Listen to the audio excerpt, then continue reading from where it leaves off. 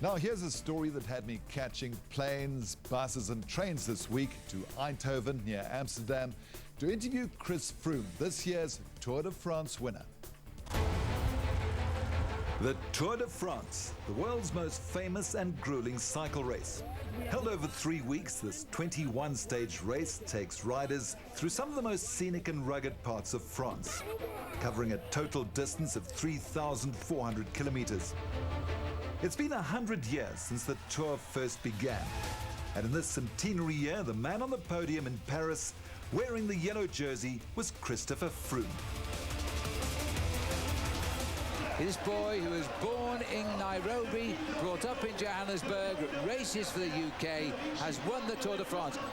I mean, it's one thing to say, okay, I'm going to target the Tour de France and try and do my best to win it, but having won it, there's a lot that goes with that, and I'm fully aware that I'm going to have to make a few changes in my life in that regard.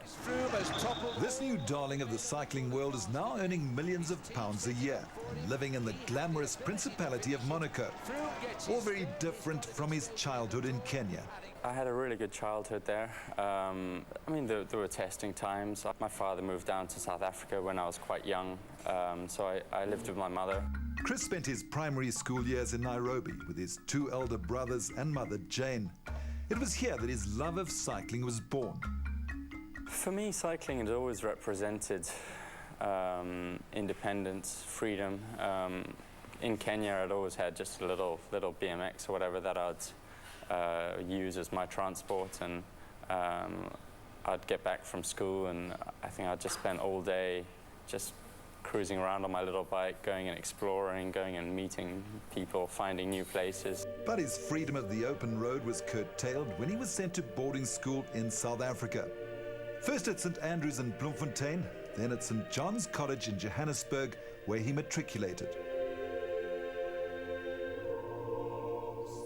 He was a good student, participated, played rugby, enjoyed the inter-house competitions, quite reserved and quiet, and obviously keen on his cycling. And that was the sort of the definitive thing about Chris. His cycling was part of who he was.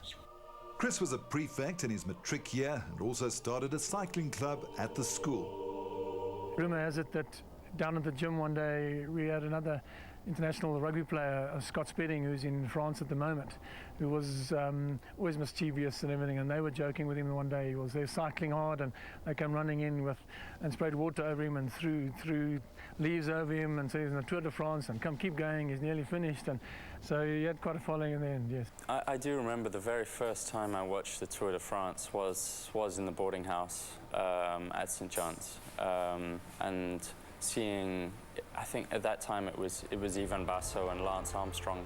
It may have been 2003, I think, somewhere around that time, watching them fighting it out in the mountains and just I just remember being in absolute awe at how these guys went uphill and the sort of the atmosphere out on the climbs with all the spectators. And I just thought, wow, that's amazing. I'd love to be there one day.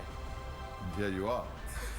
Yeah, it's quite surreal. I mean, going to some races now and lining up with guys like Ivan Basso. He's still racing, and even beating him, it's quite a strange feeling now.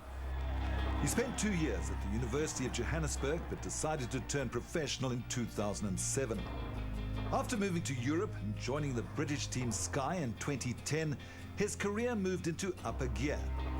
But it was the same year that he was diagnosed with bilharzia. Over here in Europe, people don't really understand what bilharzia is, but I think I'm on top of it, at least knowing that I've got it and checking every 6 months. I can stay on top of it. Chris may have had bilharzia for much of his adult life, and the discovery and treatment of the illness could explain his rapid rise to form. In 2012, he helped teammate Bradley Wiggins win the Tour de France, while he finished second. Many of us got to know you last year as a so-called domestique, protecting and guarding Bradley Wiggins. It was testing. It was a testing period for me last year.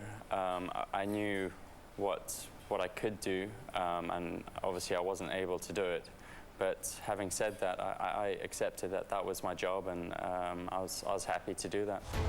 This year, Chris was the designated team leader and was given the same support by his Sky teammates. But it was South African Daryl Impey who first donned the yellow jersey. He 100% deserves it. He's one of the hardest workers I've seen in the peloton, and a fantastic guy.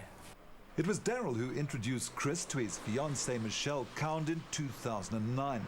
They've been engaged for the past 4 months. His friends say that you've had an amazing effect on his career. I'd like to think so. No, I think, Chris is just so amazing on the bike, and he gets so focused on the riding aspect of it that he struggles with everything else. And basically what I try to do is help him to focus on his riding, and basically just keep everything else ticking over and helping him obviously achieve his dreams.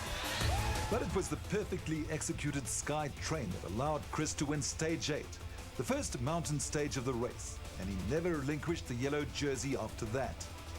On Stage 11, the most picturesque part of the tour, Chris powered along so impressively in the individual time trial that he finished second, only a few seconds behind the world champion. His gains will still be dynamic over the riders who matter.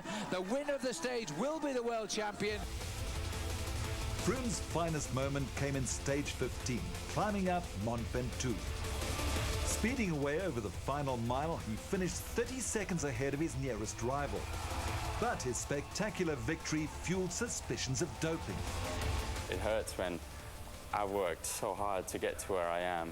There's just so much that goes into it, and that immediately all gets taken away as soon as someone says, "Oh, you're doping, you're cheating." Chris has said that this title will stand the test of time. How do you feel? I walked away from my career, my friends, my family, everything, to come and support Chris. And if I thought for a moment that he could lose his job, he could lose everything here, it would be my career as well that he'd be sacrificing, and there's absolutely no way that he would do that. This morning was my first day off, and 7 o'clock in the morning they knocked on the door, and blood and urine tests. So I think it just goes to show the sort of the way we are policed in cycling. It really is. They know where we're sleeping every night. You've got to log in and say exactly where you are, and you're basically, it's an open door 24 hours a day. They can come test you whenever you want. After 3 weeks on the road, the tour made its way from the Palace of Versailles into the capital. Chris and the other race leaders celebrated with cigars as they rode up the Champs-Élysées.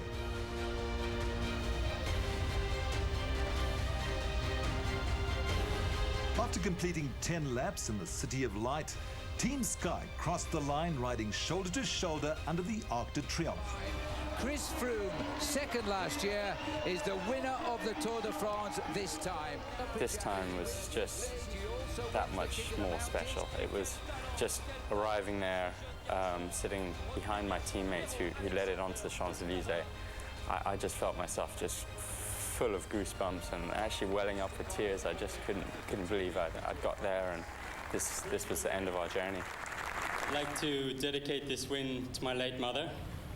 Without her encouragement to follow my dreams, I'd probably be at home watching this event on TV.